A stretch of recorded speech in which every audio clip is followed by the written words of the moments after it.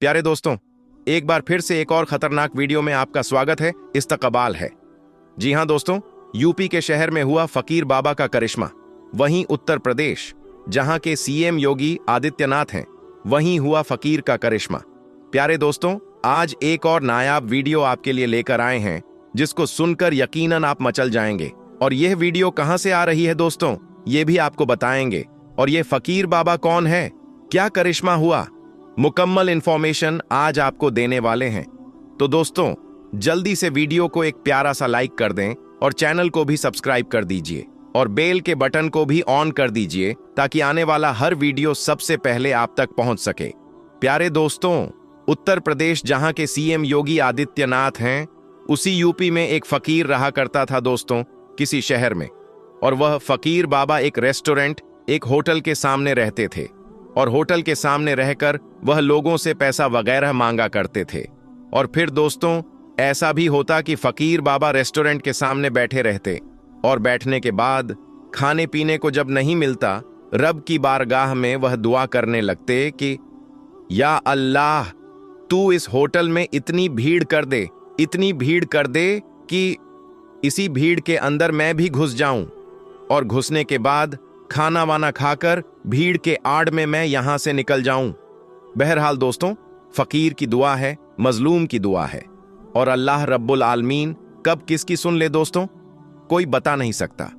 बहरहाल वह फकीर, वह मांगने वाला, उस रेस्टोरेंट के सामने बैठकर दुआएं करता। और जब दुआ करता दोस्तों, जब वह फकीर आता, दुआ करता, तो ना जाने दोस्तों कहां से बहुत ज्यादा भीड़ आ जाती, बहुत ज्यादा रश हो जाता उस रेस्टोरेंट के अंदर।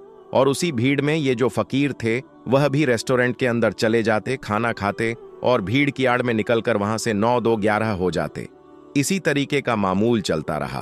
कुछ दिन इस तरीके से गुजर गए तो रेस्टोरेंट का एक जो वर्कर था, एक जो वेटर था, उसने इस चीज को देखा कि फलां जो फकीर है, मांगने वाला है, जो भीड़ की आड़ में अंदर घुसता है रेस्टोरेंट में, और रेस्टोरेंट में खाना खाने के बाद बगैर पैसा दिए ही वहां से निकल जाता है।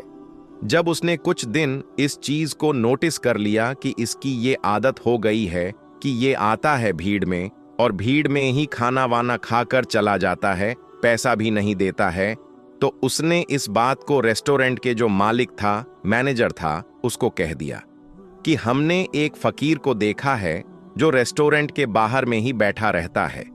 जब रेस्टोरेंट में भीड़ ज्यादा बढ़ जाती है तो उसी दरमियान वह भी रेस्टोरेंट के अंदर आता है, और आने के बाद वह खाना खाकर चला जाता है। तो आप ऐसा करें कि अगली बार वह आए तो उसको पकड़ें और उसको पकड़कर सारा पैसा वसूल करें। रेस्टोरेंट का जो मालिक था, उसने कहा, अच्छा ठीक है, आने वाले वक्त में हम इसका ख्याल रखेंगे और उसको बताएंगे कि क्यों ऐसा करता है।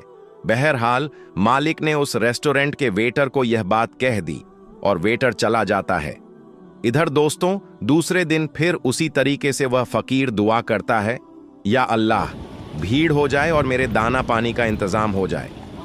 बहरहाल फिर अचानक से रेस्टोरेंट में भीड़ हो जाती है, और इसी भीड़ के आड़ में फकीर वहां पर खाना खाता है और चला जाता है।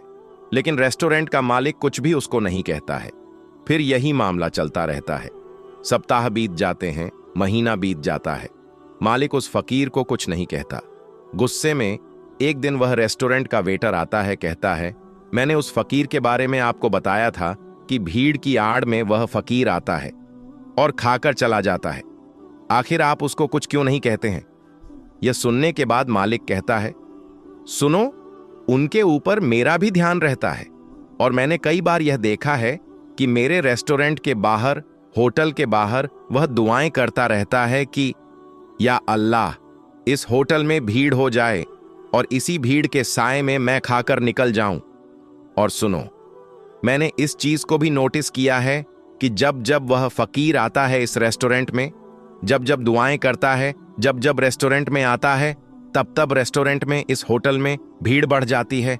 शायद उस फकीर की यह दुआ का असर है कि अल्लाह तबारक व ताला यहां लोगों को भेज देता है और होटल में बहुत ज्यादा भीड़ हो जाती है, और मैं जानबूझकर उसको कुछ नहीं कहता हूं और खाना खाकर जाने दे देता हूं, ताकि अगले दिन भी वह फकीर यहां पर आए और उसकी दुआ से अल्लाह तबारक व ताला मेरे होटल में बरकत कर दे। और मैं यह देख रहा हूं कि जब जब वह फकीर आता है, जब जब वह दुआएं करता है, खचाखच होटल भर जाता है। और यही वजह है कि मैं उसको मना नहीं करता हूं और मैं चाहता हूं कि वह आता रहे। शायद उसी के बहाने अल्लाह तबारक व ताला हम लोगों की रोजी में बढ़ोतरी कर देता है और हम लोगों की होटल में खचाखच सारा सामान बिक जाता है। और इसी चीज को देखकर उसको हम मना नहीं करते हैं, क्योंकि फकीर की दुआ टलती नहीं है, मजलूम की दुआ टलती नहीं है। और वह फिर एक प्लेट खाकर चला जाता है, लेकिन उसकी दुआओं का यह असर है कि आज हमारे होटल में, हमारे रेस्टोरेंट में आने वालों की कमी नहीं है। जो कुछ होता है सब बिक जाता है और अल्लाह के फजल और करम से कारोबार बहुत अच्छा चल रहा है। और इसी चीज को देखकर मैं उस फकीर को नजरअंदाज कर देता हूं कि वह यहां पर आए और खाकर चला जाए, यानी मैं जानबूझकर भी उसको नहीं टोक रहा हूं। तो दोस्तों, फकीरों की दुआ लग जाती है और अल्लाह तबारक व ताला मजलूम की दुआ सुनता है। गरीबों को अगर आप खिलाते हैं तो उसका अजर जरूर आपको मिलता है। प्यारे दोस्तों, यह वाकया उत्तर प्रदेश के किसी शहर का है जिसको मैंने आपके सामने रखा है। प्यारे दोस्तों, प्यारे भाइयों, आज भी बहुत सारे ऐसे गरीब लोग हैं, ऐसे लोग मौजूद हैं जिनको 2 वक्त की रोटी भी मयस्सर नहीं होती है। दोस्तों, ये अगर आपके घर में आए, आपके दुकानों में आए, मकान में आए, तो यकीनन इनका ख्याल कीजिए। अगर घर में आता है तो हो सके आधी रोटी या आधा ही खाना, लेकिन इनको जरूर दें। दोस्तों, अगर ये साइल आते हैं तो इनको खिलाने से यकीनन आपकी रोजी घटेगी नहीं, बल्कि इनके खाने से अल्लाह तबारक व ताला आपकी रोजी रोजगार में बरकत अता कर देगा। तो दोस्तों, गरीबों का ख्याल रखिए। अगर वो आपके घर में आते हैं, आपके मकान दुकान में आते हैं, तो उनको धुतकारिए नहीं। अगर है तो उनको जरूर दें, और अगर नहीं है तो माजरत तलब कर लें, क्योंकि दिल से जो आह निकलती है वो असर रखती है। या अल्लाह, जितने लोग इस वीडियो को देख रहे हैं, जितने लोग इस वीडियो को शेयर कर रहे हैं, या अल्लाह, तू उनकी रोजी रोजगार में बेपनाह बरकतें अता फरमा। या अल्लाह, तू उनके खाने में बेपनाह बरकतें अता फरमा। या अल्लाह, तू उन्हें जायज रिज्क कमाने की तौफीक अता फरमा। प्यारे दोस्तों, आज हम आपको एक गरीब आदमी के बारे में बताने वाले हैं। एक गरीब आदमी को पेड़ के नीचे इतना खजाना मिला जिसे सुनकर आप भी हैरान रह जाएंगे। तो दोस्तों, आखिर पेड़ के नीचे खजाना कैसे मिला और यह एक बड़ी सी मछली का वाकया क्या है, आइए आपको बताते हैं। दोस्तों, अगर आपने हमारी इस वीडियो को अब तक लाइक नहीं किया तो आगे बढ़ने से पहले इसे लाइक जरूर करें, और अगर आप हमारे चैनल पर नए हैं तो हमारे चैनल को भी सब्सक्राइब कर लें। तो चलिए कहानी का आगाज करते हैं। दोस्तों, पुराने वक्त की बात है। 2 सगे भाई साथ रहा करते थे। वो दोनों किसान थे। छोटा भाई बड़े भाई से ज्यादा मेहनती था और वह बहुत रहम दिल भी था, लेकिन वह गरीब था। जबकि बड़ा भाई ज्यादा मेहनत नहीं करता था, लेकिन अपनी चालाकी से उसने बहुत सी दौलत इकट्ठा कर ली थी। एक मर्तबा छोटा भाई नमाज पढ़ रहा था। नमाज पढ़ते पढ़ते उसके दिल में ख्याल आया, क्यों ना मैं किसी दूसरे शहर में चलकर अपनी हालत को बेहतर बनाने की कोशिश करूं, क्योंकि यहां पर मैं इतनी मेहनत करता हूं, कड़ी धूप में हल चलाता हूं, लेकिन मुझे यहां कोई भी अच्छा नतीजा नजर नहीं आ रहा है। वैसे तो अल्लाह ताला का शुक्र है, लेकिन फिर भी मैं किसी के सामने हाथ नहीं फैलाना चाहता। यहां तो ऐसी नौबत आ जाती है कि बड़े भाई के दर पर जाना पड़ता है और बड़े भाई नाराज हो जाते हैं। बेहतर यही है कि मैं यहां से निकल जाऊं। एक रोज यही इरादा करके वह अल्लाह ताला से दुआ करके उस गांव से निकल गया। चलते चलते वह एक ऐसी जगह पर पहुंचा जहां किसी बादशाह का महल बन रहा था। लेकिन उस बादशाह के साथ अजीब बात यह हो रही थी कि जब महल एक तरफ से बन जाता और कारीगर यानी काम करने वाले दूसरी तरफ काम करने लगते, तो पहले तरफ का हिस्सा खुद ब खुद गिर जाता। इसी दौरान उस गरीब आदमी की सवारी वहां से गुजरी।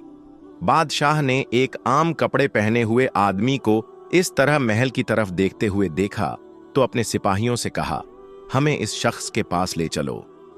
बादशाह ने उससे कहा, तुम कौन हो? तुम कहां से आए हो और कहां जा रहे हो? यहां अजनबी हो।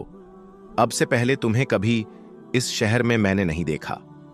उस गरीब आदमी ने कहा, हुजूर, मैं बहुत गरीब आदमी हूं, किस्मत को आजमाने के लिए किसी दूसरे शहर में जा रहा हूं। इस पर बादशाह ने कहा, जब तुम अपनी मुराद को पहुंच जाओ तो मुझको जरूर याद रखना और किसी से इस बात की वजह मालूम करके मुझे जरूर बताना कि मेरा महल इस तरह बनने के बाद आधा क्यों गिर जाता है। गरीब आदमी ने बादशाह से वादा कर लिया।